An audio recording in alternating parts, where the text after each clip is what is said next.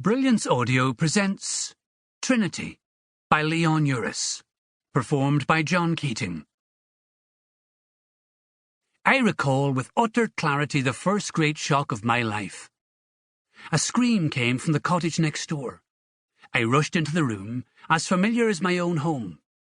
The Larkin kids, Connor, Liam and Bridget, all hovered about the alcove, in which a mattress of bog fur bedded old Kilty.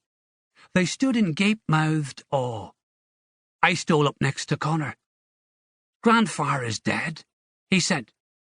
Their ma, Finola, who was 8 months pregnant, knelt with her head pressed against the old man's heart.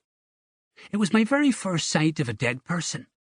He was a waxy, bony specimen, lying there with his open mouth, showing no teeth at all, and his glazed eyes staring up at me, and me staring back, until I felt my own ready to pop out of their sockets. It was a terrible moment of revelation for me. All of us kids thought old Kilty had the magic of the fairies and would live forever. A tale fortified by the fact that he was the oldest survivor of the Great Famine, to say nothing of being a hero of the Fenian Rising of '67, who'd been jailed and fearfully tortured for his efforts. I was 11 years old at that moment.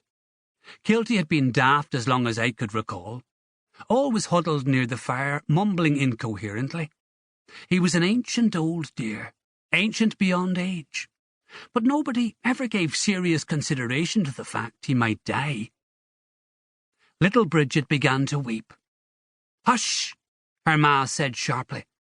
"You'll not do any crying until Grandfar has been properly prepared.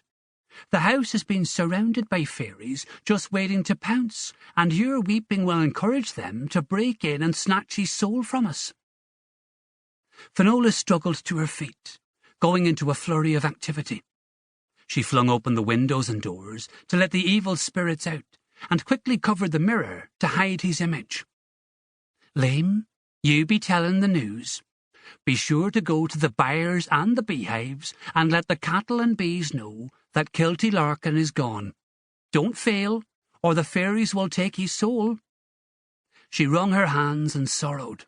"Oh, Kilty, Kilty, it was a good man you were." And then she turned to me. "Seamus." "Yes, ma'am," I answered. "Get to your ma. I'll need her good hands to help me lay him out. Connor." Connor didn't respond, just looking on at his grandfather. She joggled him by the shoulder. "Connor?" "Aye, ma." "Go up to the bog and get your daddy." Bridget had fallen to her knees and was crossing herself at a furious pace. "Off your knees and be helping me, Bridget," Finola commanded, for the corpse was a woman's work. Liam bolted first into their own byre. I could see him through the half-door, speaking to the Larkin cows, as Connor backed away from the alcove slowly, his eyes never leaving his grandfather. Outside, I punched him lightly on the arm. "Hey, if you come to my house first, I'll go to the bog with you to fetch your daddy." We scampered over the stone wall which separated our cottages. My own ma, Mairead O'Neill, as all the mothers of Ballyatogue, will be remembered by us bent over her eternal station at the hearth. As we tumbled in, she was hoisting the great copper pot by pulley chain over the turf fire. "A good day to you, Mrs. O'Neill," Connor said. "I'm afraid we are in sorrow." "Kilty Larkin croaked," I said.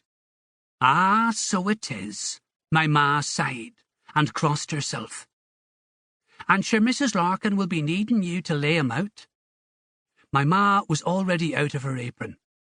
"Connor, you stay here with your brother and sister tonight," she said. "I was hoping to mourn at the wake," he answered. "That will be up to your ma and daddy. Are you carrying salt?" "Oh, Lord, we all forgot in the excitement."